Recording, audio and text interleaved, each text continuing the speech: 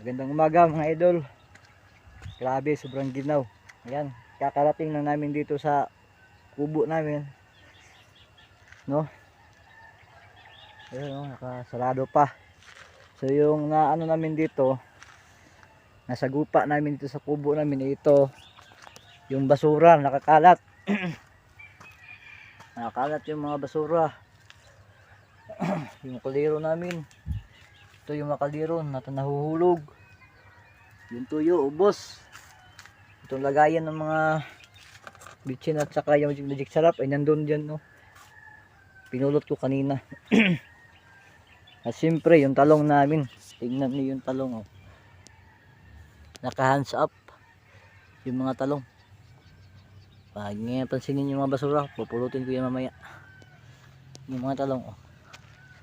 Tingnan nyo. Ito ang talong kapag sa umaga, no, hindi pa natin natamaan ng araw. Ito yung itsura niya.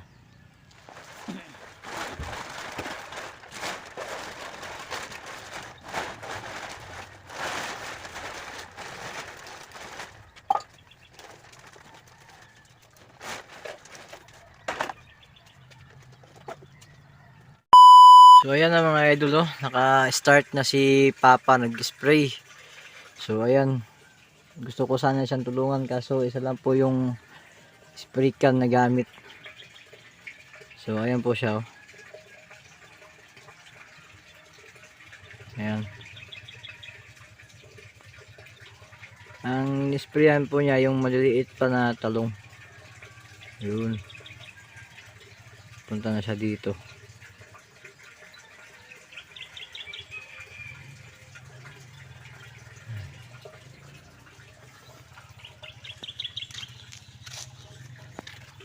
Ito yung mga nisprayan niya, yung mga maliliit pa na talong, oh. Ito. Kasi ito yung pinaka the best talaga mag-spray, no? Kasi naka hands up yung yung mga sanga niya, nakaitaas, nakaangat yung mga sanga niya.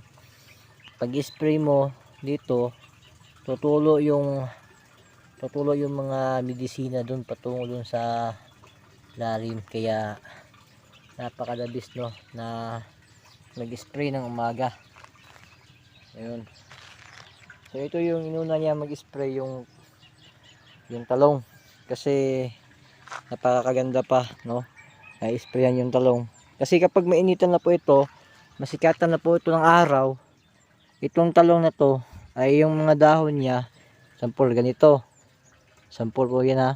Itong sanga niya, yung dahon niya, kapag matamaan ng init ay gaganyan po yan, gaganyan yung lahat ng mga ano niya, lahat ng mga sanga niya, yung mga dahon. Kaya ito pag umaga ay nakaangat po yung mga sanga niya. Ayun, tingnan niyo, di ba? Yan si Papa. Ayun yung biyanan ko. Ayun. Gusto ko siya tulungan pero kaso wala akong spray can, eh. Wala akong pang spray. Iniisa-isa niya po yan nag-spray yung talong. Pagkatapos naman ng talong mga idol, ay pupunta naman siya dito sa pipinuhan. Ayan, kanyang pipino. At yan po pala yung ginagamit niya, yung mga medisina, medicals, no. So hindi ko lang ipapakita yung brand. Basta yan yung ginagamit niya mag-spray dito. Tapos pagkatapos niya mag-spray doon, pagkatapos niya mag-spray doon, ay pupunta na naman siya dito sa kabila. Ayan. Sa likod ng kubo namin yan. Eh, ito.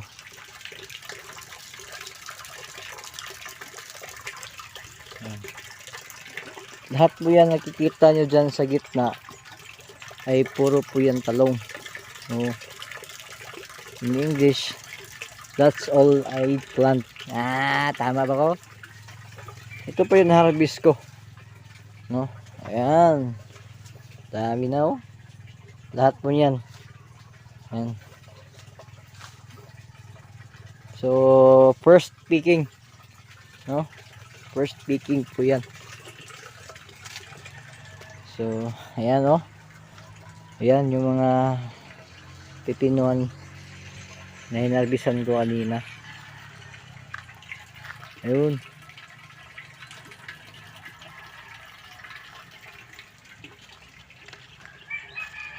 Ayun oh. Yun. Sobrang haba, di ba? At saka dito pa. Sobrang haba pa. Oh. So, ano lang dito. Maraming damo. Dito wala oh. Oh, di ba? Napakalinis dyan pero babanatan din namin yan. Ayan. So itong pipino na to mga lods ay ano, may nakatanim na po yan sa gitna. Naalala nyo may hindi ko po pala ito napakita sa inyo no. May tanim na po ito sa gitna. Ayan no. Kung alam niyo to kung ano to. Ayan. Halos po to itong mga tudling dito, halos yung tudling dito, tudling kasi tawag, iwan ko kung anong tawag dyan sa inyo, sa comment lang kayo dyan no, kung anong Tagalog sa tudling, yan, ng tudling. Lahat ng tudling dito, mga lods, ay may nakatanim na batong. Batong po yan tawag sa amin dito, no, mga batong po yan, lahat nandyan nasa sa gitna ng mga pipino na yan, ayan o, lahat ng mga gitna ng pipino yan, lahat dyan, puro batong, oo. Puro batong yan. Dito din. Puro batong yan sa gitna. Oh, nakikita nyo naman oh. Puro batong yan. Ayun. Ay pupunta ako mamaya sa ano, doon kay Buyaks, no? Sa kapatid niya kasi mag-harvest siya ng talong. Papakita ko sa inyo mamaya yung pag-harvest ng talong. Napakaganda ng mga talong niya talaga, sobra, no? So ito, papakita ko sa inyo mamaya. Pero tatapusin na muna itong vlog nito para may i-upload na naman tayo, no? So, ayan. Balik kayo kay Papa. Ayan.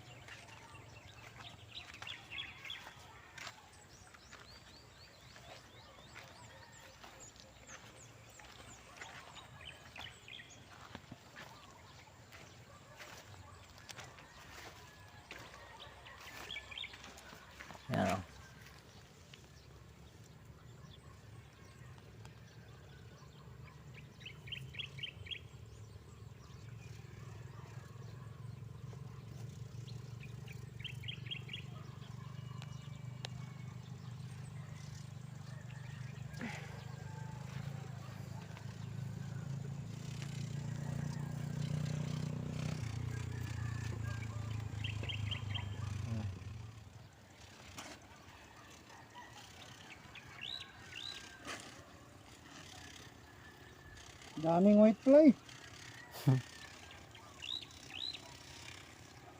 Lumilipad.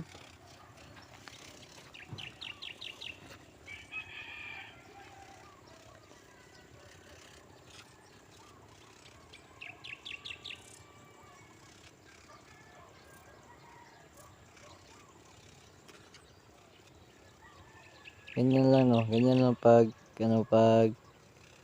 spray ng talong. Kailangan matatamaan nyo yung dahon niya, yung front and back niya.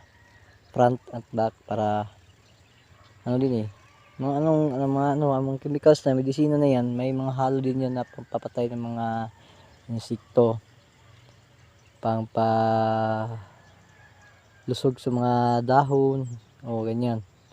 So marami niya nakahalo na yung mix na yan, nakamix na mga medisina, pero hindi ko lang ito dapat sasabihin no. Sa susunod na malalaman nyo rin yan kung ano yung mga chemicals no, mga medisina na ginagamit dito para sa mga tanim namin dito.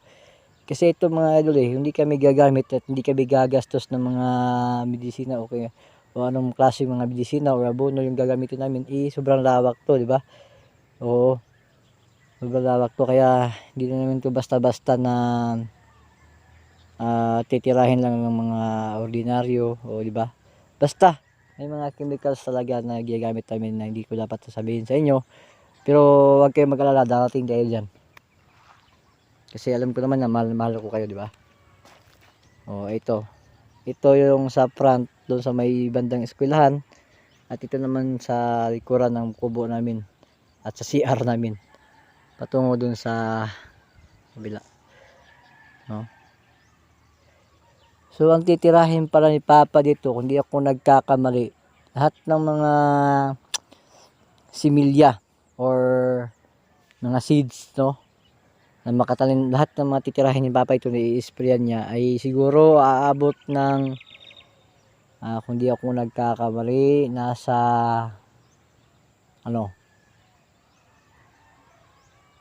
at saka yung talong pala is 3K lang, 3K to lahat, no? Yung similya, yung nakatanim niyo, nakikita niyo dito 3 mil to lahat.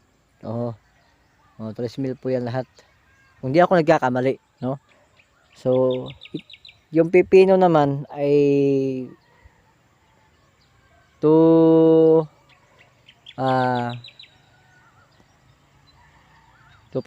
ata.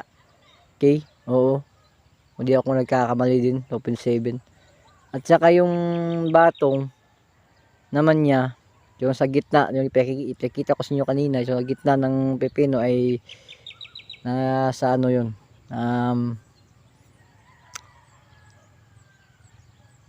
3K or higit pa. Basta kasi sa batong kasi yung niya, yung ganyan tulad dito, example sa batong, sa ganyan, sa butas niya ay apat o tatlo, no, yung seeds na nilagay namin. Kaya higit pa sa 3K yan yung similya.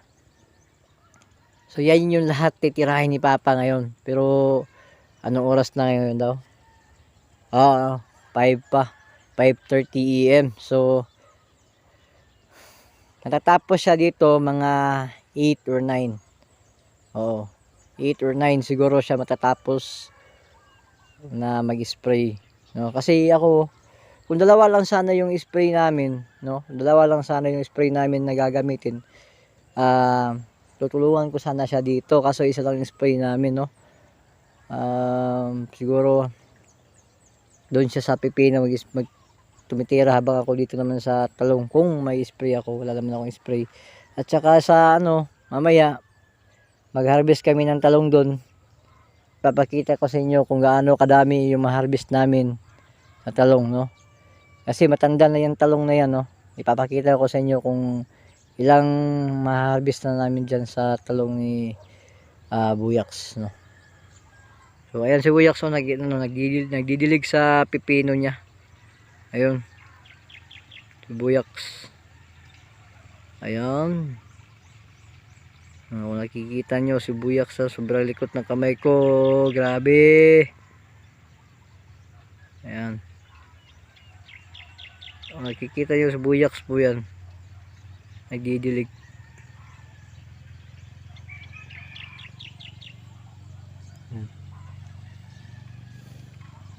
Habang si Papa na may doon, no?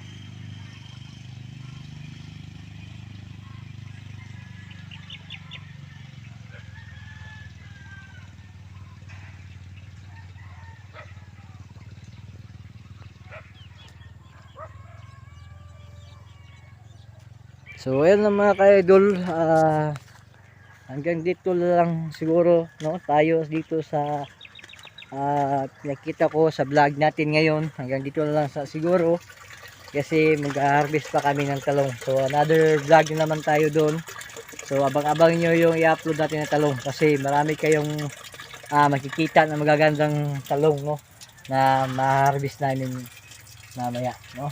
So hanggang dito lang po. Maraming salamat po sa mga solid supporters natin dito sa Pinas. Siyempre, no, sa ibang lugar, no, at saka sa mga OFW, ayan, siyempre. At saka shoutout sa mga Kadinas dyan, mga Rosalinda, ayan, shoutout sa inyo lahat, mga Namikis, Lubiano, yan, shoutout sa inyo lahat. So, maraming salamat sa suporta nyo. So, yan lang mga ka-idol. Hanggang dito lang po talaga. Mag-ingat po kayo kung saan man kayo ngayon, no? So, keep safe mga idol. Yan lang po. Maraming salamat.